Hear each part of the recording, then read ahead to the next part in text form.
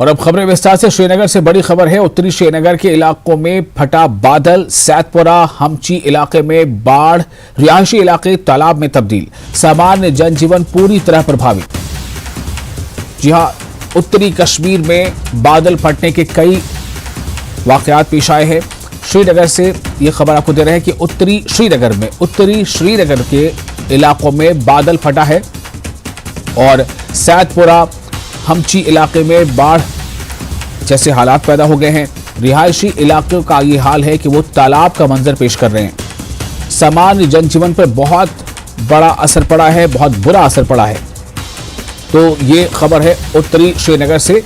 Rice माकरे हमारे साथ जुड़ चुके हैं ज्यादा जानकारी के साथ। रईस, इस वक्त क्या हालात हैं? जी हाँ, बिल्कुल। अगर हम यहाँ पे देखें जिस तरह से आज बादल फटे हैं, तो उसके बाद जो है सईदपुरा हमची एरिया, जो कि श्रीनगर का नॉर्थ श्रीनगर में ये एरिया आता है, तो यहाँ पे जो है ये पूरा एरिया जो है वो तालाब में तब्दील हो गया है। और हम देखते हैं कि जहाँ पे भी इस तरह की कोई नागहानी आफत आती है, तो ऐसे में जो जनजीवन है वो पूरी तरह से जो है वो थम जाता है, डिस्टर्ब होता है। और हमने देखा कि पिछले साल भी सोनमर्ग में अमरनाथ यात्रा के दौरान जब इस तरह का क्लाउड बर्स्ट हुआ था, जब बादल फटे थे, तो उसमें भी जानी और माली नुकसान हुआ था। और यहाँ पे भी आज जो है ये बादल फटे हैं, तो जिसकी वजह से पूरा ये एरिया जो है, हालांकि ये श्रीनगर का अपर रीच है, यहाँ पे जो है ये ऊपरी इलाका है, लेकिन नीचे वाले जो इलाके हैं उन पे भी असर पड़ा है। और यहाँ पे हम लगातार देख रहे हैं कि जब भी कहीं पे बादल फटते हैं, तो उसमें दोनों जानी और माली काफी नुकसान होता है, क्योंकि ये नागानी आफत जब भी आती है तो अपने साथ और भी आफतें लेके आती है। और जिस तरह से हमने देखा कि ये यहाँ पे भी जो पूरा एरिया है वो तालाब में तब्दील हो गया है, और यहाँ पे जो आला अधिकारी है, जो रेस्क्यू का काम है वो जारी हो चुका है। जो आसपास के इलाकों के लोग हैं वो भी यहाँ पे आए हुए हैं। और पूरी तरह से जिस तरह से जुनैद आजम मत्तू, जो कि श्रीनगर के मेयर है, उन्होंने जिस तरह से ट्वीट किया है, उन्होंने भी उसमें जिक्र किया है कि जो श्रीनगर म्युनिसिपल कॉरपोरेशन है वो तमाम स्टेप उठा रही है जो कि इम्पोर्टेंट है, जो नेसेसरी है, और आगे भी वो जो है वो पूरा इसमें जो है वो सहयोग कर रहे हैं। पूरी तरह से एसएमसी जो है वो इसको मॉनिटर कर रही है। लेकिन यहाँ पे जिस तरह से हम देख रहे हैं कि जब भी इस तरह की कोई नागहानी आफत आती है, तो ऐसे में जो है जानी और माली नुकसान का होना बिल्कुल जो है वो तय होता है। और अभी तक कोई जानी या माली नुकसान की जो है वो बड़ी खबर सामने नहीं आई है, जो कि गनीमत खबर रही है। लेकिन फिलहाल जो है यहाँ इस एरिया से जो है वो पूरा एरिया तालाब में तब्दील हो गया है। जी जी रईस, क्या ऐसा भी हुआ है कि कुछ लोगों को अपने घरों को खाली करना पड़ा हो, कहीं और शिफ्ट होना पड़ा हो? क्योंकि जैसा आप बता रहे हैं कि कई इलाके जो है तालाब का मंजर पेश कर रहे हैं, तो क्या घरों में पानी घुसा है? अगर घुसा है तो किस हद तक वो उसका लेवल क्या है, और क्या जो स्थानीय प्रशासन है, जो लोकल एडमिनिस्ट्रेशन है, वो इस सिलसिले में मदद कर रहा है? जी हाँ, अगर हम देखें तो बिल्कुल, जब भी इस तरह की कहीं पे सिचुएशन पनपती है या जब भी इस तरह की नागहानी आफत कहीं पे आती है, तो लोगों को रिएक्ट करने का बहुत कम टाइम होता है, बहुत कम समय मिलता है।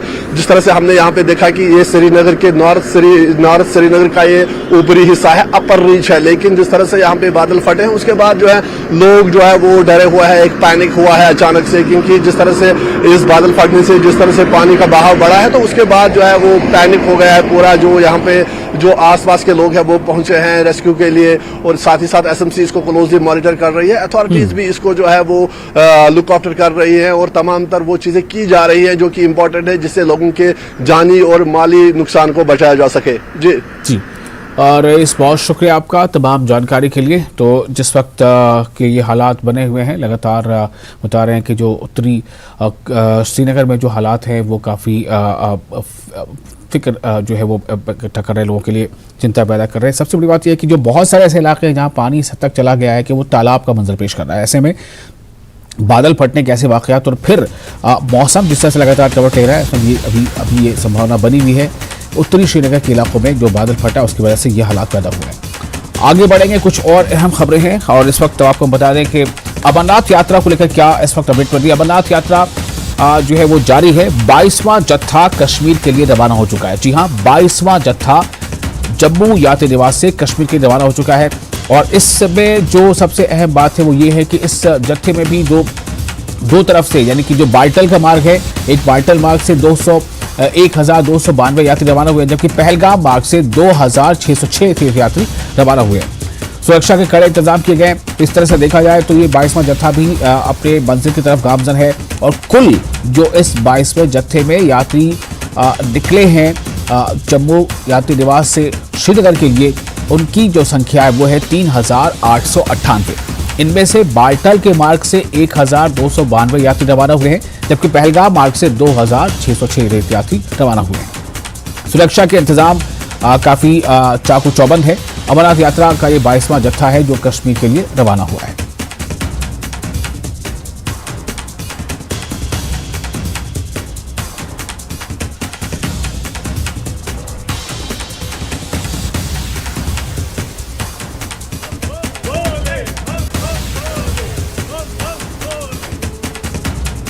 और आप देखिए किस तरह से जोश से भरे हैं जो भी अमरनाथ यात्री हैं, उनमें काफ़ी जोश है, एक उल्लास है।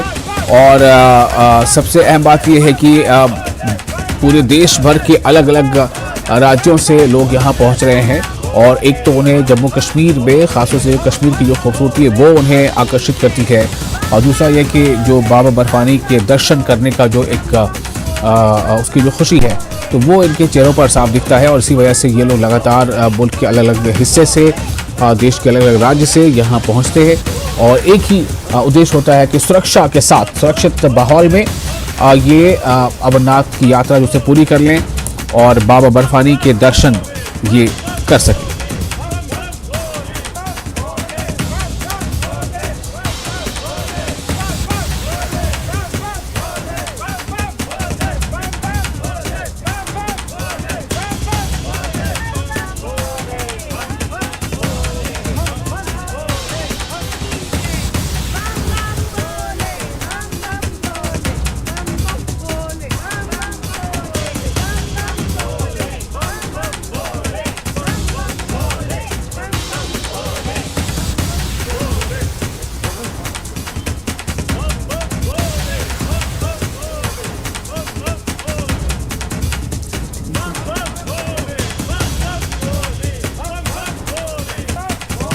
तो 22वें जत्थे के तहत आज जो यात्री निकले हैं जम्मू यात्री निवास से कश्मीर के लिए,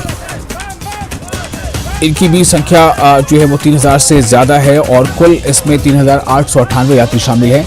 और दो अलग अलग मार्ग हैं जो इन्हें खुद ही तय करना होता है या चुनना होता है कि वो किस मार्ग से जाना पसंद करेंगे। तो एक तो बालतल का मार्ग है, दूसरा पहलगाम का। हमारे साथ जुड़ चुके हैं समीर, ज़्यादा जानकारी के साथ। समीर, इस वक्त आप कहाँ पर मौजूद हैं? आप हमें बताया कि अमरनाथ यात्रा को लेकर क्या अपडेट है?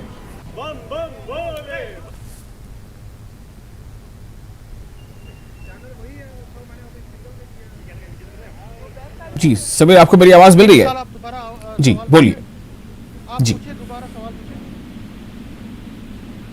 जी समीर, मेरा सवाल ये था कि यात्रा को लेकर इस वक्त क्या अपडेट है और कितने यात्री निकल चुके आज जत्थे में, और नए रजिस्ट्रेशंस किस तरह से हो रहे हैं, कितने हो रहे हैं? जी देखिए मैं आपको बता दूं, विशाल, जो लेटेस्ट है आज 22वां जत्था था, 22वां जत्था था, और 22वें जत्थे में तकरीबन 3,000 से ज्यादा यात्री निकले हैं। और जहाँ तक यात्रियों की बात है, हम यात्री निवास जम्मू में हैं, और ये जो यात्री हैं आप ये देख सकते हैं, मुंबई से, महाराष्ट्र के कोने कोने से ये जो जत्था है ये कल यहाँ से निकल रहे हैं। और एक्साइटमेंट देखिए आप, यात्रा की एक्साइटमेंट इनसे दिख रही है। बम बम बोले के नगाड़ों के बीच ये लोग यहाँ पे पहुंचे हैं, आज ही ये यहाँ पे पहुंचे हैं।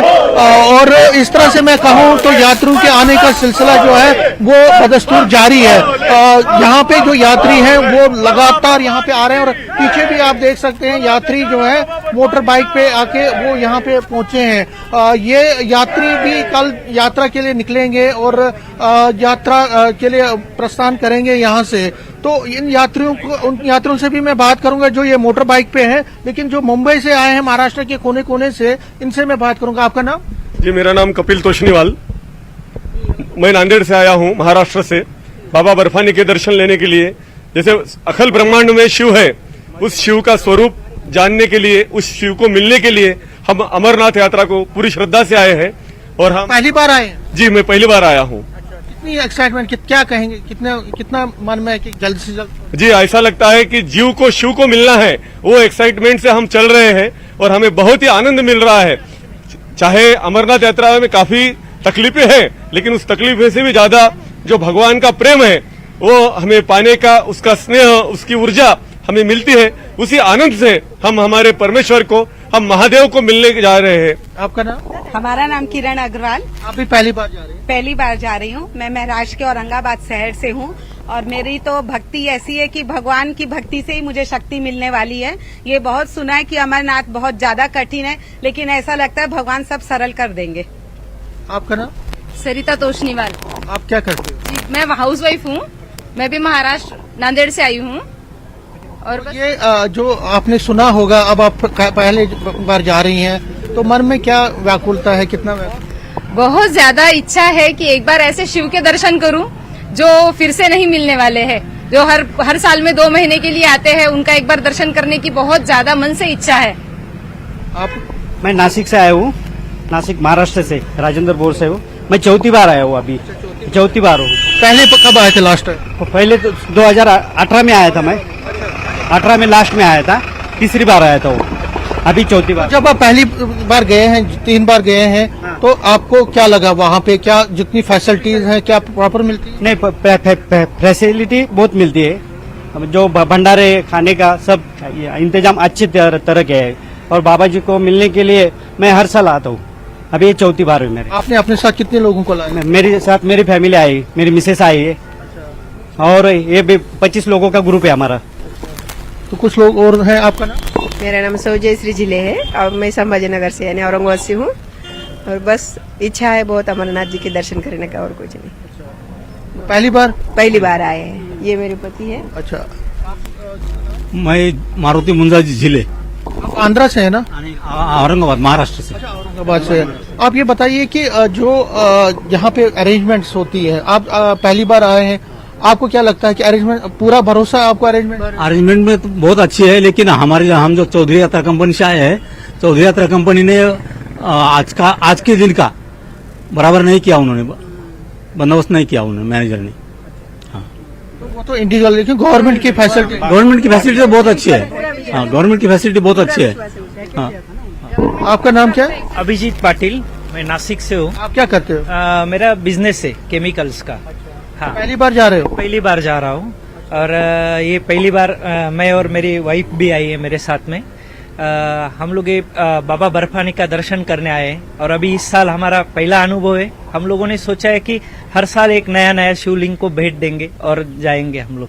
आप पहली बार जा रहे हो, आप दूसरी बार जब आओगे कितने लोगों को साथ लाओगे? और लोगों को साथ लाऊंगी। अभी हम पहले देखते हैं अनुभव कैसा है हमारा। सब कहते बहुत कठिन है, देखते हैं कितनी यात्रा कठिन होती है। एक्चुअली यहाँ पे कोऑपरेटिव तो लग रहे हैं सब लोग, देखते हैं सुविधा कैसी, फिर हम हमारे घर में जो बुजुर्ग है उन्हें भी लेकर आ सकते हैं या नहीं। अब देखिए विशाल, जो यहाँ पे निकल के सामने आया है कि ये लोग जी। पहली बार जा रहे हैं यात्रा के लिए, और इनका ये कहना है कि ये जो अनुभव है अभी तक का ठीक रहा, आगे भी ये चाहते हैं कि अनुभव ठीक रहे, और जब ये घर जाएंगे वापस, सबसे बड़ी बात है कि अपने साथ और लोगों को लाएंगे, क्योंकि इनमें से जिन लोगों से कुछ लोगों से बात हुई, उन्होंने तीसरी चौथी बार यात्रा की, और अब की बार उन्होंने कुछ और लोगों को, अपनी फैमिली के साथ साथ कुछ और लोगों को भी साथ लाया। तो ये जो एक मैसेज आती है, जब यात्री यात्रा करने के बाद अपने घरों को जाते हैं, तो उनके फैमिली फ्रेंड्स हैं, रिलेशंस में है, गांव वाले या शहर जो आसपास के रहने वाले हैं, उनको एक मैसेज जाती है कि हाँ आप आइए, कोई प्रॉब्लम नहीं है यहाँ पे, सिक्योरिटी के हवाले से कोई प्रॉब्लम नहीं है। तकरीबन 60 से 70 हजार जो जवान है आर्मी के, पुलिस के और बाकी पैरामिलिट्री फोर्सेज के, वो लगे हुए हैं काम पे। 109 डिपार्टमेंट्स हैं गवर्नमेंट के, वो लगे हुए हैं इस काम में। सोशल ऑर्गेनाइजेशंस हैं, रिलीजियस धार्मिक संस्थान है। इसी वजह से जो जगह जगह पे, चाहे जम्मू में, और जम्मू से जब ये निकलेंगे सुबह यात्रा के लिए, तो वहां पे भी जगह जगह पे लंगर है, मेडिकल कैंप्स हैं, आपको सुविधाएं, जितनी सुविधाएं चाहिए तो वो आपको मिलेंगी। तो कहने का मतलब है इसी वजह से अब तक 3,26,900 लोगों ने यात्रा कर ली है कल शाम तक, जो एक रिकॉर्ड है। और अब पिछले साल का जो रिकॉर्ड है 3,65,000 का, वो कुछ ही दिनों में अब बीट हो जाएगा। मौसम अच्छा है यहाँ पे जम्मू में। मौसम हालांकि गर्मी बहुत ज्यादा है, उमस है, लेकिन बारिश नहीं है। अगर बारिश होती है तो वो प्रॉब्लम करती है, लेकिन अभी तक बारिश नहीं है, वो सबसे अच्छी बात है। गर्मी से इनको कोई परेशानी नहीं है। ये कहते हैं कि हम बम बोल के यात्रा के लिए निकले हैं, यात्रा में कोई भी कठिनाइयां, हम उससे डरते नहीं है। हमारा लक्ष्य है वहां तक पहुंचना, वहां पे यात्रा करना, और वहां यात्रा करना। और जो वहां से यात्रा करके आ रहे हैं वो भी यही कह रहे हैं कि जो अरेंजमेंट्स हैं, जो तैयारियां हैं, जो उनके लिए इंतजाम हैं, वो सुपर है। और इस वजह से यात्री जो है एक अच्छे मैसेज के साथ वापस जा रहे हैं, एक अच्छा अनुभव लेकर वापस जा रहे हैं, एक अच्छे एक्सपीरियंस लेकर वापस जा रहे हैं और इस वजह से यात्रियों में बड़ा जोश है। और आप मेरे पीछे मेरे कैमरा में दिखाएंगे कि जो यात्री हैं लगातार इस यात्री निवास में आ रहे हैं। ये जो यात्रियों से जिनसे मैंने अभी बात की उनका तो कहना ही है, लेकिन जो यात्री अभी आप देख सकते हैं यात्री जो है बराबर यहाँ पे पहुंच रहे हैं यात्री निवास पे। और जिस तरह मैंने कहा कि कल सुबह 23वां जत्था निकलेगा, आज 22वां जत्था निकला है तकरीबन 3900 लोगों का। और ये लगातार एक कंटिन्यूअस चीज हो रही है यहाँ पे, सिर्फ मौसम ठीक रहे। इनसे भी थोड़ी बात करता हूँ। आप अपना नाम बताएं। हम हैदराबाद से आए। हैदराबाद से आए?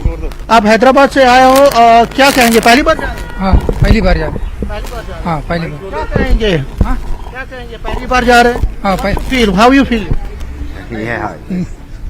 महाराष्ट्र से भीमा टुले। क्या कहेंगे, पहली बार जा? पहली बार नहीं, तीसरी बार है। तीसरी बार है। बाबा जी का तो दुआ मांगेंगे, दूसरा क्या बोलेंगे। तीसरा साल है। लोगों से हमने बात की और यहाँ एक सज्जन है, क्या नाम है? निरंजन मुकदम नाम है मेरा। क्या करते हो? मैं पंडित हूँ, पूजा करता हूँ। मैं मुंबई से आया हूँ। क्या कहेंगे शिव की जो यात्रा है इस पर, क्या कहेंगे? एक तो जैसे इन्होंने कहा कि ये जीव का शिव से मिलन है, हर एक हिंदू चाहेगा कि इनका दर्शन करे। मेरी बहुत साल से इच्छा थी, बाबा ने शायद ये साल सुना है मेरी इच्छा पूर्ण करने के लिए, और बहुत आनंद है मुझे। और सबसे खास बात यह है कि यहाँ की जो अपने पुलिस भाई है, जो गवर्नमेंट ने सब ये रखी है, सुविधा रखी है, खान पान की सुविधा है, मिलिट्री लोग हैं, बहुत अच्छा सुविधा रखा है, मतलब कोई तकलीफ नहीं है। ये खास बात है, गवर्नमेंट का बहुत अच्छा है यहाँ पे। तो आप देख सकते हैं इनके कार्ड्स हैं, हर किसी जो यात्री हैं, आप देखेंगे कैमरा में, ये हर किसी यात्री ने अपना कार्ड रखा हुआ है, यात्री कार्ड जो इनको मिला है। और ये बड़ी बात है कि जो अरेंजमेंट्स जिस तरह मैंने कहा, और एक प्रोटोकॉल है, एक गाइडलाइन है, जो श्राइन बोर्ड की गाइडलाइंस है, उसके हिसाब से इनको चलना पड़ता है। सिक्योरिटी का जो बंदोबस्त। चलिए, बहुत शुक्रिया आपका समेत तमाम जानकारी के लिए। बहुत विस्तार से आपने बताया, लोगों से मिलाया हमने बाकी दर्शकों को। और इसके साथ ही फिलहाल यहाँ पर लेंगे छोटा सा ब्रेक के बाद कुछ और अहम खबरें।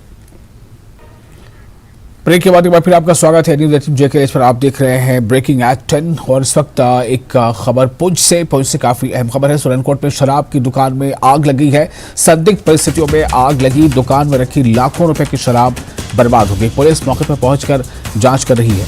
सुरनकोट में कुछ समय पहले खुली थी यह शराब की दुकान। लोगों ने शराब की दुकान बंद करवाने के लिए आंदोलन भी चलाया था। और अब यह खबर यह है कि शराब की दुकान में आग लग गई है। आग लगने की क्या वजह रही है, किस तरह से आग लगी है, क्या शॉर्ट सर्किट हुआ है या कुछ और वजह है, इस पर अभी पुलिस का कहना है कि पुलिस इस मामले की जांच कर रही है। मुनीश हमारे साथ इस पर जुड़ चुके हैं ज्यादा जानकारी के साथ हमारे साथ। मुनीश, क्या तफसीलात हैं, क्या पुलिस को जांच में कुछ पता चला है? और ये वही इलाका है शायद जहां पर लगातार जो है शराब की दुकान के खिलाफ एहतजाज भी हो रहे थे और दूसरे इलाकों में भी एहतजाज हो रहे थे। जी मुनीश।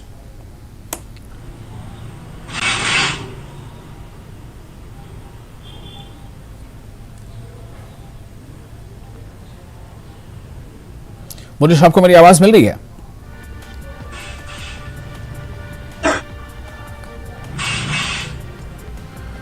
तो हमारे संवाददाता मुनीश से हमारी कोशिश है उनसे संपर्क करने की, ताकि हम और इस वक्त की ताज़ा स्थिति का अंदाजा कर सकें। तो ये फिलहाल आपको खबर दे दें कि पुंछ से ये खबर है, जम्मू कश्मीर के पुंछ में शराब की एक दुकान में आग लगी है।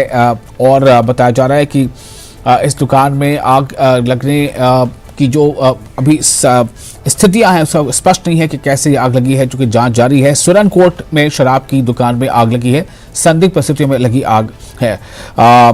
मुनीश हमारे से जुड़ चुके हैं जानकारी के साथ। मुनीश, क्या अपडेट मिल रहा है? क्या पुलिस को कुछ पता चल पाया है, कोई सुराग लगा पाई पुलिस की आग कैसे लगी और इससे क्या नुकसान है? और क्या ये वही इलाका है जहां पर शराब की दुकान के खिलाफ एहतजाज भी हो रहे थे?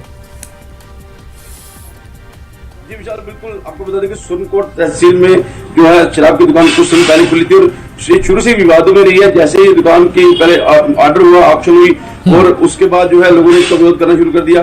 पहले ये दुकान जो है सुरनकोट कस्बे में खोली जानी थी, वहां से इसकी परमिशन बदलकर जो है सुरनकोट जो है कोठा क्षेत्र है जो जम्मू पुंछ हाईवे पे, वहां पे खोली गई थी। उसके बाद भी लगातार लोगों की तरफ से एहतजाज किया जा रहा था, लोगों ने जो है चक्का जाम किया, बंद किया। उसके बाद कई दिनों तक जो है धरना भी रहा। और उसके बाद जो है अभी 26 तारीख तक जो धरना प्रदर्शन करने वाले थे, उन्होंने टाइम दिया था कि 26 तारीख तक जो है हम इसको करेंगे, 26 तारीख तक दुकान बंद होनी चाहिए। लेकिन इस बीच जो है आज रात को अचानक जो है आग लग गई और जिससे दुकान जल गई है।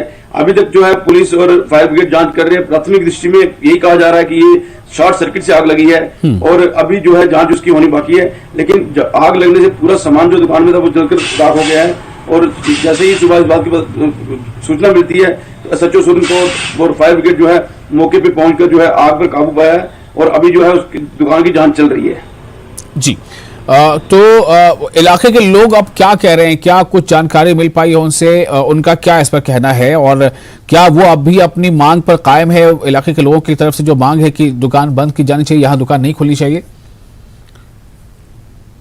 बिल्कुल लोगों की ये तो मांग शुरू से है और ये मांग लोगों की है कि जब तक दुकान बंद नहीं होती तब तक वो चैन से नहीं बैठने वाले हैं, क्योंकि 26 तारीख तक हम टाइम दिए, 26 के बाद फिर वो आंदोलन शुरू करने वाले हैं। लेकिन दुकान जलने को लेकर अभी कोई भी किसी तरह के कोई कुछ नहीं कह रहा है, ना स्थानीय लोग कुछ कह रहे हैं, ना दुकान मालिक कुछ कह रहा है, ना ही पुलिस कुछ कह रही है, क्योंकि ऑफ द रिकॉर्ड जो यही कहा जा रहा है कि ये जो शॉर्ट सर्किट से आग लगी है। जी, शॉर्ट सर्किट से लगी है ये आग और ये बातें ज्यादातर लोग कह रहे हैं। बहुत शुक्रिया आपका मोनिश इस जानकारी के लिए। तो मोनिश हमारे संवाददाता जुड़े थे जो पुंछ में सुरनकोट तहसील में जो एक शराब की दुकान में आग लगी है उसके बारे में उन्होंने हमें तफसील बताई है। और आगे बढ़ते कठुआ से एक बड़ी खबर है। विंटर जोन के सभी स्कूलों में अवकाश घोषित कर दिया गया है। आज के लिए स्कूलों में छुट्टी रहेगी। भारी बारिश और भूस्खलन को इसका कारण बताया जा रहा है और मुख्य शिक्षा अधिकारी यानी चीफ एजुकेशन ऑफिसर ने कठुआ के स्कूलों को लेकर ये फैसला लिया है और बताया जा रहा है जो वजह है इसके पीछे वो सिर्फ एक ही वजह है, वो है भारी बारिश, क्योंकि बारिश इस कदर ज़्यादा हो रही है और उसको लेकर जो हालात पैदा हो रहे हैं, कई जगहों पर बाढ़ जैसे हालात पैदा हो गए हैं, कहीं बादल फटने के भी वाक़यात सामने आए हैं, वहीं कई जगहों पर जल जमाव है। तो ऐसी स्थिति में स्कूलों में बच्चों का पहुंचना सुरक्षा के साथ थोड़ा इस पर एक प्रश्न लग जाता है। तो आज के लिए सिर्फ एक दिन के लिए यह खबर है कि विंटर जोन के सभी स्कूलों में अवकाश घोषित है और आज के लिए ही बस ये स्कूल बंद है। आगे फिर हो सकता है कि फैसला बाद में लिया जाए कि क्या ये छुट्टी एक दिन की ही होगी या आगे भी अवकाश रहेगा। भारी बारिश और भूस्खलन को इसका कारण बताया गया है।